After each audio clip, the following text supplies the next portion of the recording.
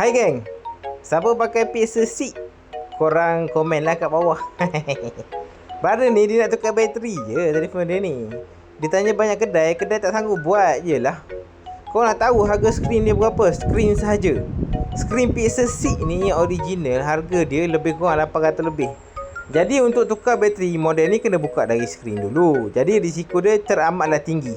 Owner ni aku tanya dia, abang percaya kat saya tak nak buka ni? Percaya bang, percaya. Sebab saya tengok abang telefon yang orang tak buat pun abang buat. Aku pun cakap iyalah bang.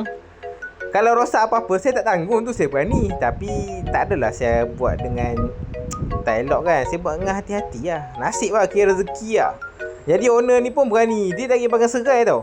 Dia datang, dia nak balik ke sini, dia singgah dekat aku. Jadi aku pun buatlah dekat dia. Tapi aku pun berpeluh juga dahi nak buka ni. Korang bayang skrin dia saja. Skrin dia saja harga 800. Kalau aku terrosakkan skrin dia ni, aku kena keluar 800 untuk ganti. Tapi itulah aku dah cakap kat dia, kalau rosak aku tak tanggung. Play safe. Tapi owner ni berani. Dah siap ni.